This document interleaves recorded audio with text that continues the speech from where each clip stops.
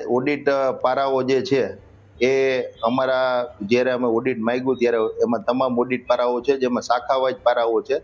એમાં અમે જોતા જે આ ગંભીર પારાઓ છે એ અમારી સામે આવ્યા હતા અને એનો અમે સમયાંતરે અભ્યાસ કરી અને લોકોને જે આ સિસ્ટમ ખરાબ સિસ્ટમ છે, ભ્રષ્ટાચારી સિસ્ટમ છે, એનાથી મુક્તિ મળે તે માટે આ જેટલા આવા પારાઓ છે એના રોજ જેટલા ક્ષતિઓ છે અને જે ઓડિટે સરકારના ઓડિટે કાઢી છે એ અમે પણ કમિશનરશ્રીને જણાવશું, મીડિયા સમક્ષ મૂકશું અને સરકારમાં પણ એની રજૂઆત કરશું અને જવાબદારો પાસેથી તમામ જે પૈસાઓનો ભ્રષ્ટાચાર થયો છે એની પાસે એના પગારમાંથી વસૂલ કરાવશું. આવું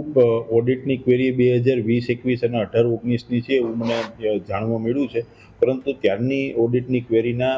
જે કંઈ ઓડિટના પારાઓ આવ્યો હોય, ઓડિટના જવાબ પણ થઈ ગયા હોય અને અન્યથા જવાબ ન થયા હોય તો અધિકારી વિરુદ્ધ પગલાં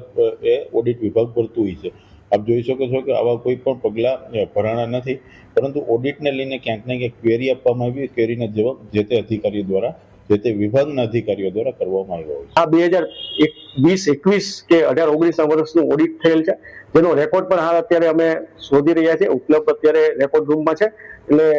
હાલ તો હું જે મારે ધ્યાનમાં છે એ પ્રમાણે હું કહું છું કે રૂટીન પ્રક્રિયા પ્રમાણે ઓડિટનું જે પણ ક્વેરી આવે છે એનું સોલ્યુશન કરવામાં આવે છે અને આક્ષેપો છે તદ્દન